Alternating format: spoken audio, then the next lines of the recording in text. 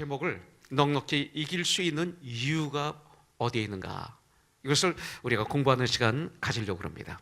오늘도 우리는 계속해서 죄와 죽음의 법에서 해방된 저와 여러분이 가져야 할 축복의 믿음에 대해서 주님은 우리에게 말씀하고 계세요. 우리가 가져야 될 믿음이 무엇인가? 이것입니다.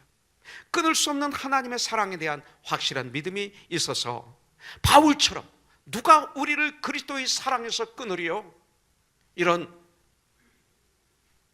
선포를 해야 돼요. 이게 믿음이에요. 누가 우리를 그리스도의 사랑에서 끊으리요? 이렇게 외칠 수 있는 믿음, 바울만이 아니에요. 우리도 가질 수가 있어요.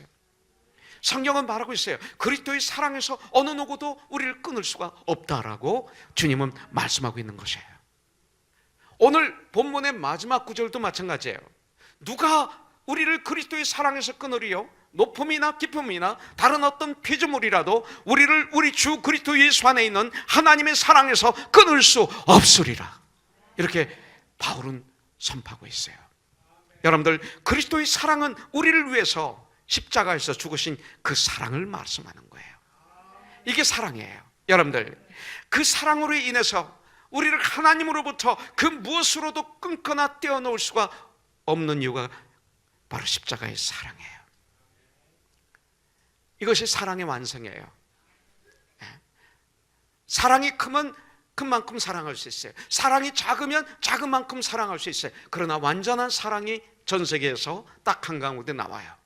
신약 성경에 십자가에서 인류의 모든 죄를 짊어지시고 대신 죽어주신 예수님의 그 사랑을, 성경은 인류는 완전한 사랑이라고 그래요. 그래서 그분을 4대 성인으로 취급하는 거죠. 그런데 완전한 사랑은 하나지 3대, 4대가 있을 수가 없어요. 오직 한 분이에요. 예수를 믿는 궁극적인 목적이 뭐예요? 여러분들, 왜 예수를 믿습니까? 우리가 예수를 믿는 궁극적인 목적은 구원입니다. 구원받기 위해서 믿는 거예요. 물론 믿음을 통해서 물질의 문제를 해결할 수가 있어요. 우리가 사업이 안 될 때 주님께 기도할 수 있는 특권이 있어요. 그래서 주님은 우리에게 그 물질적인 축복도 주실 수 있으세요. 여러분들, 믿음의 강구를 통해서 건강의 문제가 해결될 수 있어요. 그러나 그것은 예수를 믿는 궁극적인 목적은 아니라는 거죠. 여러분들, 예수를 믿는 궁극적인 목적은 구원에 있습니다. 근데 구원을 가장 간단하고도 정확한 단어로 표현한 것이라면 또 구원은 뭔가? 천국입니다. 구원은 무엇이냐? 천국이다. 이것이 구원이에요. 네. 구원은 천국이다. 그러니까 천국하면 우리는 죽어서 가는 곳으로만 생각해요. 맞습니다. 죽어서 가는 곳이 천국입니다. 우리는 죽음이 마지막이 아닙니다. 죽음 후엔 심판이 있습니다. 믿는 자에게는 영생이고 믿지 않는 자에게는 심판이 있습니다. 그런데 천국은 죽어서만 가는 곳이 아니죠. 구원은 천국입니다. 근데 천국은 이 세상에 살아있는 동안에 바로 지금 천국을 이루어야 돼요. 이게 구원받은 하나님의 사람의 특징입니다. 그것을 현재 구원이라고 그래요. 지금 너는 천국의 삶을 살고 있느냐? 정말 예수님이 내 안에 주인으로, 내 안에 구원자로 있어서 어떤 어려움도 그것을 이길 수 있고, 주 안에서 어떤 어려움 속에서도 참 평화를 가지고 있느냐? 누가복음 17장, 여러분들 20절부터 21절에 보면 바리새인들이 예수님을 잡아 죽이기 위해서 흠을 잡기 위해서 물어봅니다. 하나님의 나라가 어느 때에 임하나이까 묻거늘 예수께서 대답하여 이르시되 하나님의 나라는, 천국은 볼 수 있게 임하는 것이 아니라 또 여기 있다 저기 있다 할 수 없나니 천국은 너희 안에 있느니라 그러셨어요. 하나님 나라는 너희 안에 있는, within you라고 성경은 말하고 있어요. 내 안에 정말 내가 주인이고 내가 구원자라면 넌 이미 천국 속에 거하는 거야. 어떤 어려움도, 어떤 환난도, 어떤 고난도 너의 천국의 삶을 무너뜨릴 수 없어. 이렇게 성경은 우리에게 말씀하고 있어요. 주님은 천국은 구원받은 우리들의 마음속에 있는 것이라고 말하고 있어요. 현재 구원을 누리지 못하여 현재 천국의 삶을 내가 누리지 못하면 지금 여러분들은 미래의 천국은 없는 거예요. 그것을 성경에서 오늘 말씀하고 있는 거죠. 우리에게 있어서 구원의 문제처럼 중요한 것은 없습니다. 구원의 문제를 해결하지 않고 우리는 부자가 될 수도 있어요. 얼마든지 가능합니다. 우리가 건강한 삶을 살 수도 있어요. 그러나 구원의 문제를 해결하지 않으면 세상에 그 무엇을 가지고도 절대로 행복할 수가 없어요. 행복은요, 돈에서 안 나와요. 물질, 권력에서 안 나와요. 인기에서 안 나와요. 행복은요, 예수님에게 있어요. 우리의 생명은 이 세상에 있지 않고 천국에 있거든요. 우리의 행복은 세상을 얻었느냐 달리는 것이 아니라 천국을 얻었느냐에 달려 있어요. 여러분들, 우리의 불행함은 세상을 잃었기 때문에 아니에요. 내가 원하는 걸 잃어버렸기 때문에가 아닙니다. 여러분들, 우리의 불행은 세상을 내가 원하는 것을 잃어버렸기 때문이라고 막연한 속이지만 절대 아닙니다. 불행은 천국을 잃어버렸기 때문에 오는 거예요. 그러면 그 순간 외로움과 고독이 오는 거죠. 가인이 에덴 동산에서 쫓겨나자마자 고독과 절망감과 두려움 속에 여러분들 자기 아들의 이름으로 제일 먼저 게 성을 짓습니다. 바로 그렇습니다. 그래서 그 고독과 외로움과 그런 정말 이 불행을 이기기 위해서 참 행복을 갖고 싶어서 이 땅에서 막 공부하고 지식을 쌓고 권력을 갖고 인기를 얻고 이런 거 합니다. 우린 그거 해야죠, 주님 안에서. 그래서 하나님께 영광을 올려드려야죠. 그러나 행복을 얻기 위해서 그것을 한다면 더 큰 고독과 절망감이 우리에게 있게 되는 것이죠. 그런데 우리가 천국을 잃어버리고 사는 이유가 뭡니까? 왜 천국을 잃어버리고 살까요? 그것은 바로 죄 때문이라고 성경은 우리에게 말씀하고 있어요. 천국을 잃어버리는 것은 죄 때문입니다. 내 안에 죄가 주인이 됐을 때, 내가 주인 됐을 때 천국을 잃어버립니다. 내 안에 예수님을 내 중심의 주인으로 모실 때 천국은 나를 통해서 이루어지는 것을 볼 수가 있습니다. 여러분들, 가난하다고 구원을 얻지 못하는 것 아니죠. 여러분들, 가난이 천국을 잃어버리는 것은 아닙니다. 가난해도 천국의 삶을 사는 분들이 얼마나 많은지 몰라요. 우리는 주에서 불행한 삶을 사는 부자들을 많이 만날 수 있어요.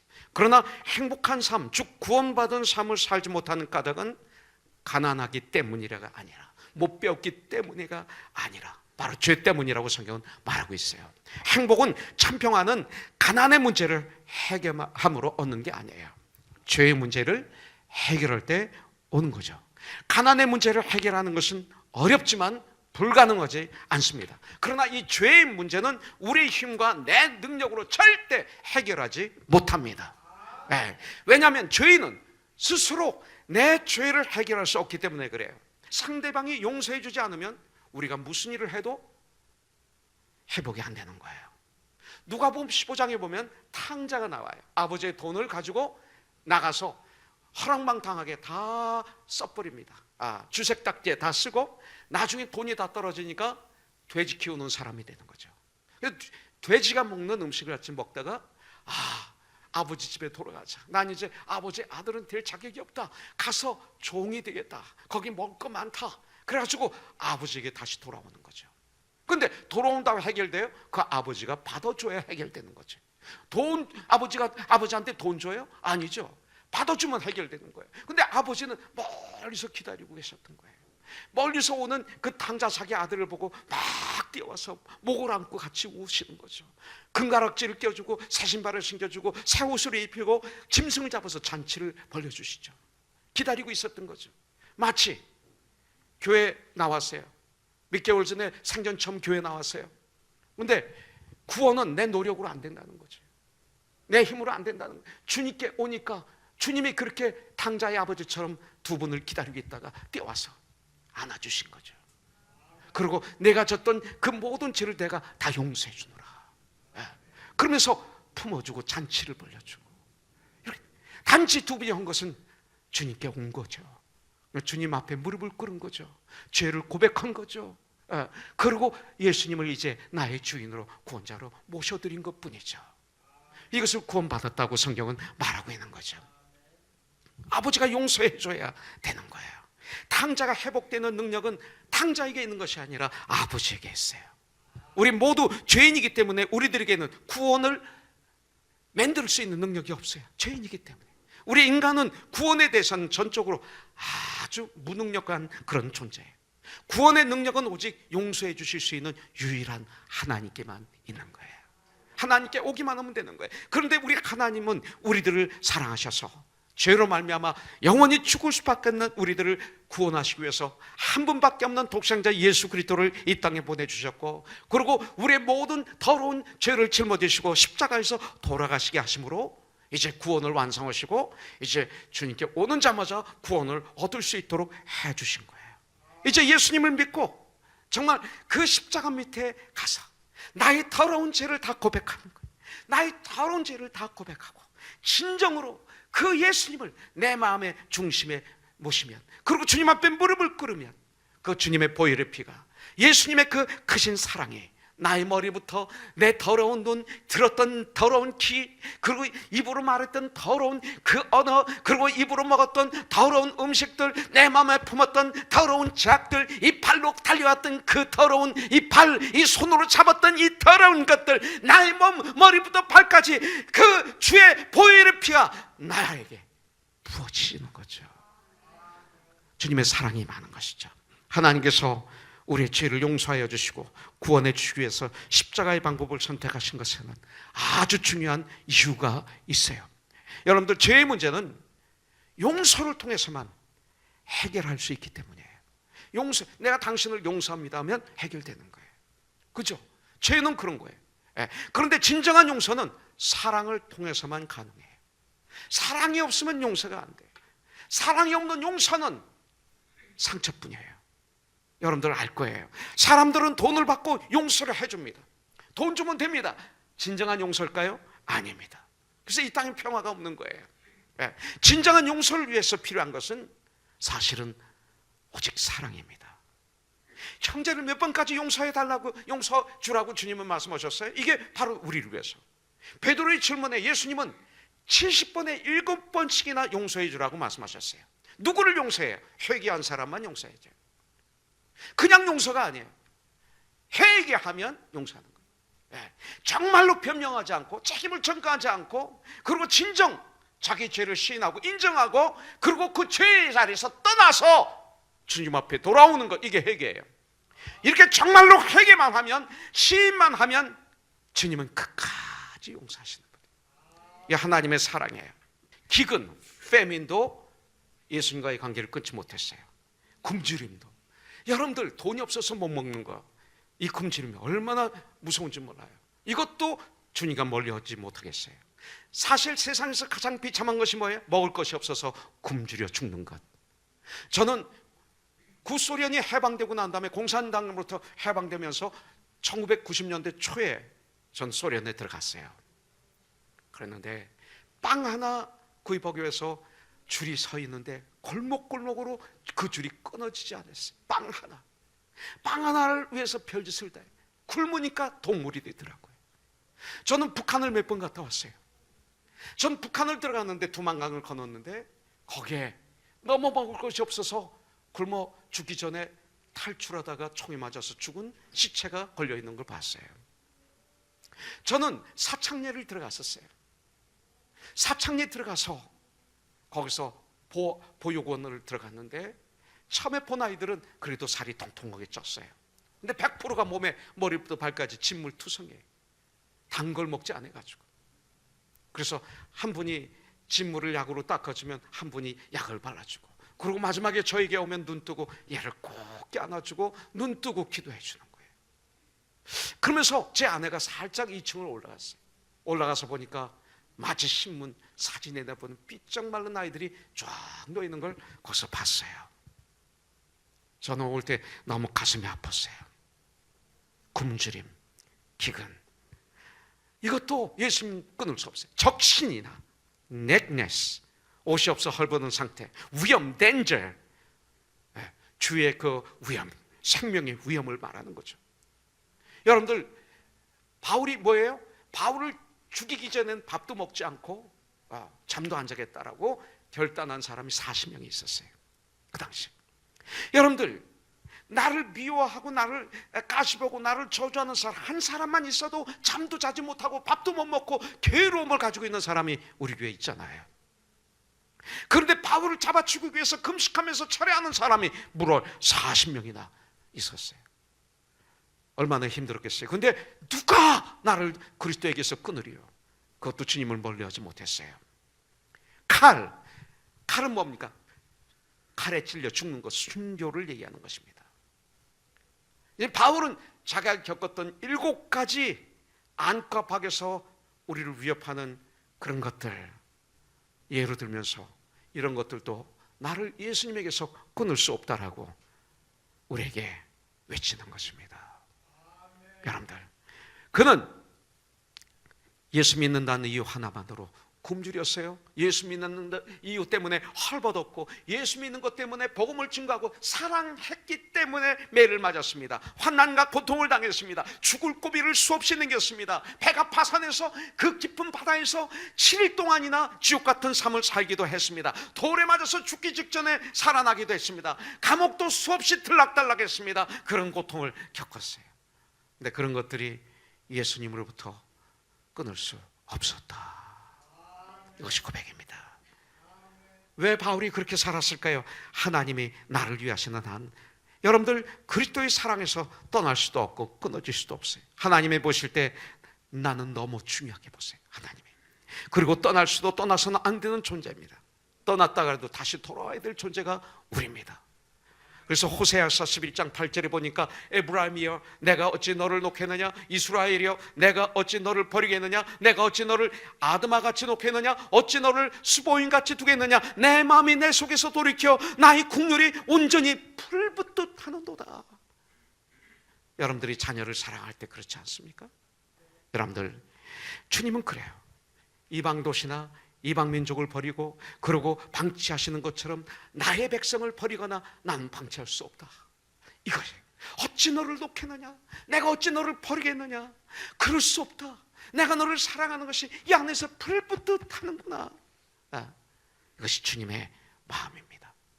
그래서 바울은 누가 우리를 그리스도의 사랑에서 끊으려 하면서 38, 39절에 보니까 내가 확신하노니 사망이나 생명이나 천사들이나 권세자들이나 현재 일이나 장래 일이나 능력이나 높음이나 깊음이나 다른 어떤 피조물이라도 우리를 우리 주 그리스도 예수 안에 있는 하나님의 사랑에서 끊을 수가 없다. 죽고 사는 것도, 천사도, 권력은 사탄도, 그 악도 이겁니다. 성공과 실패도, 그 어떤 것도 우리를 그리스도의 사랑에서 끊을 수 없다. 끊을 수 없다. 사도 바울은 자신이 복음을 위해서 살면서 체험하였던 7가지 고난을 통해서 자기를 간증하고 있습니다. 그리고 고난당하는 성도들의 모습, 도살장으로 끌려가는 양의 모습으로 비유하고 있는 거죠. 시편 44편에 나오는 말씀을 인용해서 36절에 우리가 종일 주를 위하여 죽임을 당하게 되며 도살당할 양같이 여김을 받았나이다 함과 같으니라. 우리 그리스도인들이 예수님 때문에 고난을 당하고 핍박을 당하는데 그 모습이 꼭 성경에 기록된 것 같이 도살장으로 끌려가는 양의 모습과 같을 때가 있습니다. 양은 순합니다. 양은 힘이 없습니다. 그렇기 때문에 도살장으로 끌려간다는 사실을 알면서도 아무 반항도 하지 못하는 불쌍한 처량한 시세로 끌려갑니다. 그래서 눈으로 볼 땐 불쌍하게 보입니다. 그러나 뭐라고 그랬어요? 37절에서 주님은 말씀하십니다. 그러나 이 모든 일에 우리를 사랑하시는 이로 말미암아, 내 힘이 아니다, 내 능력이 아니다, 우리를 사랑하신 이의 능력으로 말미암아, 예수 그리스도로 말미암아 우리가 넉넉히 이기느니라. 넉넉히 이기기도 남는다는 거예요. 그냥 간신히 이기는 게 아니에요. 지금 우리의 모습은 도살장으로 끌려가는 양과 같이 연약해 보일 수 있어요. 주님이 그러셨잖아요. 이사야 선지자가 예언한 것처럼 도살장으로 끌려가는 어린 양처럼 힘없이 주님은 잡히셨어요. 우리 예수님은 이리저리 개처럼 끌려다니셨어요. 고문을 당하셨어요. 침뱉음을 당하셨어요. 뺨을 맞았어요. 가시멸관을 쓰셨어요. 서로 앞에 채찍을 맞으셨어요. 마치 양처럼. 그리고 마지막에는 연약한 양처럼 도살장에서 죽임을 당해요. 십자가에서 못 박혀 죽으심을 당해요. 그러나 우리 주님은 십자가에서 마귀의 일을 멸하시고 죽음에서 3일 만에 승리하셨어요. 그리고 넉넉히 이기셨어요. 그래서 믿지 않는 사람들의 죄값을 다 지불하셨어요. 여러분들, 사도 바울도 그래요. 여러 번 감옥에 들어갔어요. 매도 수없이 맞았어요. 태장으로 맞았어요. 돌에 맞았어요. 가는 것마다 동족 유대인들이 핍박을 받았어요. 이방인들도 핍박했습니다. 먹을 것이 없어서 굶주렸어요. 춥고 배고팠어요. 그리고 3번에 걸쳐 선교 여행을 하는 동안에 강도의 위협, 강의 위협, 바다의 위협, 칼의 위협이 있었습니다. 정말 엄청난 사경을 헤매는 어려움을 통과했어요. 그러면서 바울은 간증하는 거예요. 누가 우리를 그리스도의 사랑에서 끊을 수 있느냐. 그러면서 이제 결론을 내리는 것입니다. 그러나 이 모든 일에 우리를 사랑하시는 예수 그리스도로 말미암아, 하늘과 땅의 권세를 가지시는 예수님으로 말미암아 우리가, 나만이 아니라, 바울만이 아니라 우리가, 아멘, 우리가 넉넉히 이기니라. 도리어 바울은 뭐라고 그래요? 고린도후서 5장 14절에 보면 그리스도의 사랑이 우리를 강권하시는도다. 이게 뭐예요? 그리스도의 사랑이 마치 민물처럼 우리에게 밀려오는 거예요. 파도처럼 밀려오는 거예요. 그렇게 많은 환난과 핍박과 헐벗음과 추약, 굶주림과 생명의 위협이 많았지만 자기 안에 파도처럼 밀려오는 하나님의 사랑 때문에 나는 넉넉히 이길 수 있었다. 사랑 때문에. 그래서 이것을 나타내는 것이 많아요. 사무엘상 17장에 보면 다윗 소년이 돌 작은 조약돌 5개로 여러분들 골리앗 장군을 죽이잖아요. 그런데 가만히 보십시오. 돌 5개를 가지고 갔는데 몇 개만 사용했어요? 딱 하나로 죽였어요. 그리고 몇 개 남았어요? 4개. 넉넉히 이긴 거예요. 넉넉히 이긴 거예요. 사사기 7장에 보니까 기드온 300군사가 엄청난 모리알만치 많았던 미디안 군대를 쳐버렸어요. 하나님이 함께 하시면 넉넉히 이기는 거예요. 넉넉히 이기는 확신을 하셔야 돼요. 우리 그런 일이 얼마나 많아요. 간종할 수 있잖아요. 문제는 믿음이에요. 지금까지 바울이 자신이 경험했던 생명을 위협하는 7가지 고난을 말한 다음 우리를 하나님의 사랑에서 끊으려고 하는 사탄의 도구들을 설명하고 있는 거예요. 우리의 삶 가운데 이번 한 주 동안에 상대가 골리앗 같습니까? 나는 다윗 같아요? 골리앗처럼 크게 보입니까? 그게 중요하지. 골리앗처럼 크냐 작으냐 중요하지 않습니다. 미디안 군대처럼 많으냐 적으냐 중요하지 않습니다. 환경이 어려우냐 쉬우냐 이것이 아닙니다. 하나님이 하늘과 땅의 권세를 가지신 예수님 나와 함께 하신다면 우리는 이번 주도 넉넉히 이기는 하나님의 사람이 될 수 있다고 난 분명히 믿습니다.